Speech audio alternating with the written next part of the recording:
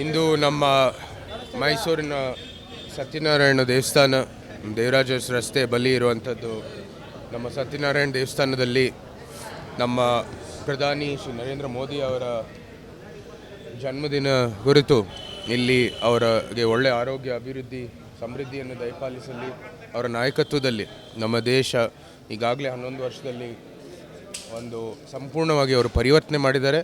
ಬರ ವರ್ಷಗಳಲ್ಲಿ ಇನ್ನೂ ದೊಡ್ಡ ಮಟ್ಟದಲ್ಲಿ ಅವರ ಅಭಿವೃದ್ಧಿ ಆಗಲಿ ಮತ್ತು ದೇಶ ಹಿತಕ್ಕಾಗಿ ಸದಾ ಅವರ ಕೆಲಸ ಆಗಲಿ ಅಂತ ನಾವು ಪ್ರಾರ್ಥನೆ ಮಾಡಿದ್ವಿ.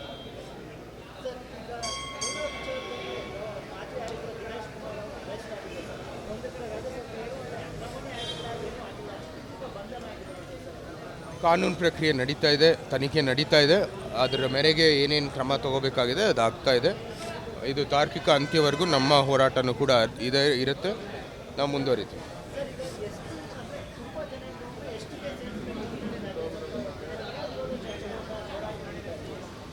ಈಗಾಗಲೇ ಅದು ನೋಡಿ, ಎಲ್ಲ ಒಂದು ST ಅಥವಾ SC ಇದು ಸಮುದಾಯಕ್ಕೆ ಸೇರಿಸಬೇಕಾಗಿರ್ತಕ್ಕಂಥದ್ದು. ಅದು ಕೇಂದ್ರ ಸರ್ಕಾರ ತೀರ್ಮಾನ ಮಾಡಬೇಕಾಗಿದೆ. ಸಂವಿಧಾನದ ಅಡಿಯಲ್ಲಿ ಆ ಹಕ್ಕಿರೋದು ಒಂದು ಆರ್ಟಿಕಲ್ 341 ಆರ್ಟಿಕಲ್ 342 ಅಲ್ಲಿ ಮಾನದಂಡ ಇದೆ.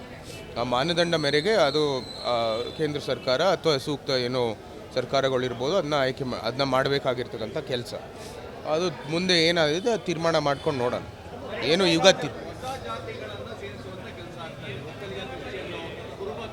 ಅದು ಬೇರೆ, ಅದಕ್ಕೂ ಸಂಬಂಧ ಇಲ್ಲ. ಈ ಒಂದು ರೀತಿ ಕೃತಕ ಜಾತಿಗಳು ಸೇರಿಸುವಂಥದ್ದು ಕೆಲಸ ಈ ಒಂದು ಜಾತಿ ಗಣತಿಯಲ್ಲಿ ನಾವೆಲ್ಲರೂ ನೋಡಿದ್ವಿ. ನಿನ್ನೆ ಸಾಮಾಜಿಕ ನ್ಯಾಯ ವೇದಿಕೆ ಒಂದು ಮೂಲಕ ಭಾಳ ದೊಡ್ಡ ಚರ್ಚೆ ಆಯಿತು. ದುಂಡು ಮೇಜಿನ ಸಭೆಯಲ್ಲ, ನಾವೆಲ್ಲರೂ ಭಾಗವಹಿಸಿ ನಮ್ಮೆಲ್ಲರ ಅಭಿಪ್ರಾಯವನ್ನು ವ್ಯಕ್ತಪಡಿಸಲಿಕ್ಕೆ ಅವಕಾಶ ಆಯಿತು. ಎಲ್ಲರೂ ಕೂಡ ಒಂದೇ ಧ್ವನಿ ಎತ್ತಿದ್ದು, ಇದು ನಿಜಕ್ಕೂ ಒಂದು ಕೃತಕ ಬೆಳವಣಿಗೆ. ಇಂಥ ಒಂದು ಕಾಸ್ಟ್ಗಳು ಎಲ್ಲೂ ಸಹ ಮುಂಚೆ ಇರಲೇ ಇಲ್ಲ. ಇವರು ಈ ಒಂದು ಸಮೀಕ್ಷೆಗಾಗಿ ಅವ್ರಿಗೆ ಯಾರೋ ಒಂದು ಶಕ್ತಿಗಾಗಿ ಅನುಕೂಲ ಮಾಡೋದಕ್ಕಾಗಿ ಮಾಡಿರ್ತಕ್ಕಂಥದ್ದು.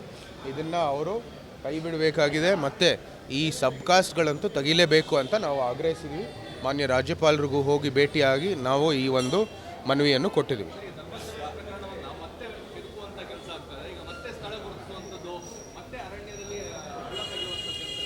ನಾವೆಲ್ಲರೂ ಆ SITಯನ್ನು ಸ್ವಾಗತ ಮಾಡಿದ್ದೀವಿ. ಯಾಕಂದರೆ ಅದರ ಮೂಲಕ ಇವತ್ತು ಸತ್ಯವನ್ನು ಆಚೆಗೆ ಬಂದಿದೆ.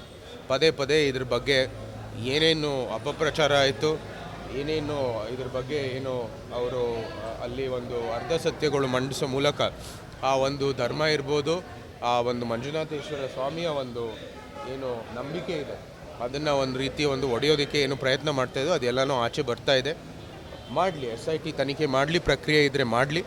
ಆದರೆ ನಾವು ಆಗಲೇ ಆಗ್ರಹಿಸಿದ್ದೀವಿ, ಇದು NIA ಅಥವಾ ಒಂದು ಸೂಕ್ತ ಕೇಂದ್ರ ಒಂದು ತನಿಖೆ ಸಂಸ್ಥೆಯಿಂದ ಆಗಬೇಕಾಗಿದೆ. ಯಾಕಂದರೆ ಇಂಟರ್ಸ್ಟೇಟ್ ಲಿಂಕ್ ಇದೆ.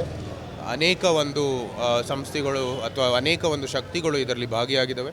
ಅದಕ್ಕಾಗಿ ಒಂದು ಇಂಟರ್ಸ್ಟೇಟ್ ಒಂದು ಒಳ್ಳೆಯ ತನಿಖೆ ಏಜೆನ್ಸಿಯಿಂದ ಮಾಡಲಿ.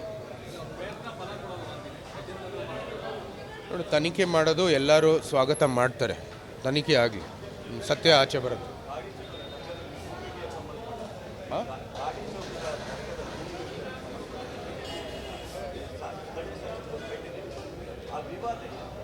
ನಾವು ನೋಡಿದ್ದೀವಿ ಆಗಲೇ, ಅದು ಅಲ್ಲಿ ಒಂದು ದರ್ಗಾ ಮಾಡೋದಕ್ಕೆ ಇವತ್ತು ಸೂಚನೆ ಕೊಟ್ಟಿದ್ದಾರೆ. ಯಾರು ಸಹ ಇದರ ಒಪ್ಪಂದದಲ್ಲಿಲ್ಲ. ಅದಕ್ಕಾಗಿ ಇವರು MCC ಅಥವಾ DC ಅವರು ಸೂಕ್ತ ಕ್ರಮ ತಗೋಬೇಕಾಗಿದೆ. ಜನರ ಆಕಾಂಕ್ಷೆ ಮೇರೆಗೆ ಅವರು ಮುಂದುವರಿಬೇಕಾಗಿದೆ.